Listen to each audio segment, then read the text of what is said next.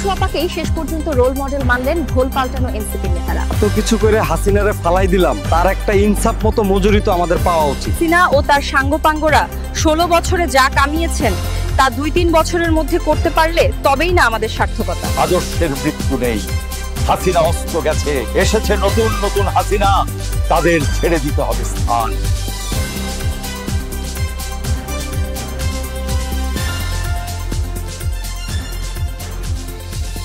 টক টিভির বিশেষ বুলেটিনে স্বাগতম। সোয়াপাকেই শেষ পর্যন্ত রোল মডেল মানলেন ভোল পাল্টানো এনসিপির নেতারা। তারা বলছেন, দিনকাল যা পড়েছে তাতে হাসিনার তরিকা ছাড়া আর কোনো গতি নেই। হাসিনাই তাদের মডেল।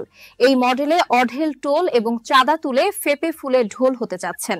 খগেন আলীর রিপোর্ট। ফ্যাসিবাদী সরকারের পতনের মধ্য দিয়ে জন্ম নেওয়া এনসিপির নেতারা মনে করছেন হাতে বেশি সময় নাই, আল যা কামানোর তা এখনই কামিয়ে নিতে হবে।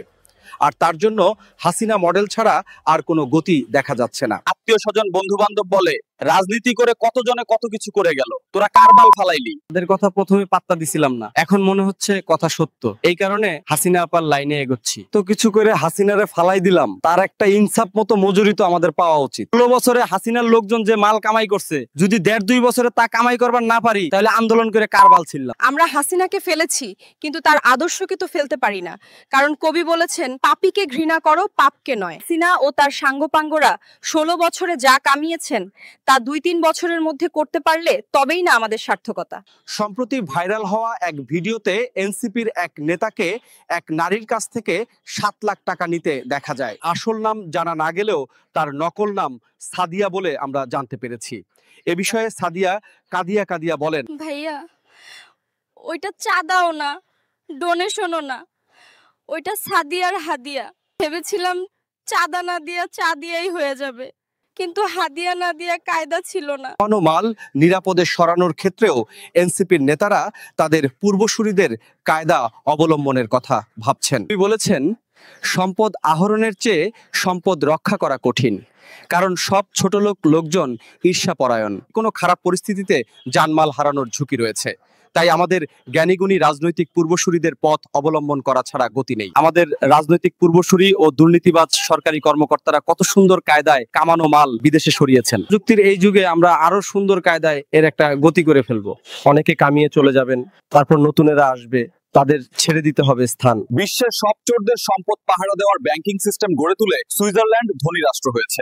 দুবাইও একই লাইনে এগিয়ে যাচ্ছে। আফ্রিকার কিছু দেশে এখনো ফ্রান্সের চুরিচামারি চলছে। সভ্য দেশগুলো চায় তাদের দেশে মাল ঢুকুক, সে মাল চোরাই বা বৈধ যাই হোক না কেন। ফরেনে মাল সরানোর মতো সহজ বিষয় নিয়ে এত কথা বলা অর্থহীন।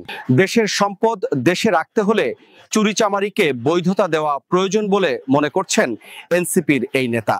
চুরিচামারি বা নানা কায়দায় মাল কামানোর বিষয়টি সভ্য দেশেও স্বীকৃত, কিন্তু আমাদের দেশে সমানে চুরিচামারি চললেও বৈধতা নেই। আমাদের দেশে চোরদের সম্পদের নিরাপত্তা দেবে এমন কোনো ব্যাংক নাই। রাজনৈতিক পূর্বসূরিদের কায়দা অনুসরণ করা ছাড়া আমাদের গতি নেই। আবার সুবিধাজনক সময়ে ফিরে এসে কামিয়ে চলে যাওয়ার অপশন তো রয়েছেই। তাই দেশের সম্পদ দেশে রাখতে হলে চুরিচামারিকে বৈধতা দেওয়া উচিত বলে আমি মনে করছি। এ বিষয়ে কথা বলার জন্য আমাদের স্টুডিওতে যোগ দিয়েছেন বিশিষ্ট রাজনৈতিক বিশ্লেষক ছলিমুদ্দিন প্রামাণিক। প্রামাণিক, যেমনটি দেখছিলেন, এ বিষয়ে আপনার মতামত জানাতে চাই। আমাদের গবেষণায় ধরা পড়েছে, গণভবন পতনের পর দেশ লুটেপুটে খাওয়ার মতো যথেষ্ট এলোমেলো হয়েছে। এলোমেলো পরিস্থিতির সুযোগে মাল কামানোর ক্ষেত্রে এনসিপি যথেষ্ট পারঙ্গমতা দেখাচ্ছে। এটা আমাদের জন্য আনন্দের বিষয়। তারা যেহেতু এখন হাসিনার মডেল ফলো করছে, সেহেতু ডোনেশন কালেকশনে এনসিপির হক বেশি। নতুন প্রজন্মের এই পারফরমেন্সে আমরা যার পরনাই আনন্দিত। আশা করছি এভাবেই দেশ এগিয়ে যাবে। অনেক ধন্যবাদ আপনাকে। দর্শক, আমরা সব দলগুলোকে নিয়েই এ ধরনের বিশেষ বুলেটিন করে থাকি। বুলেটিন করার মতো আপনার পছন্দের দলের নাম কমেন্টে জানান আর চ্যানেলটি সাবস্ক্রাইব করুন। আজকের মতো বিদায় নিচ্ছি, দেখা হবে পরবর্তী বুলেটিনে।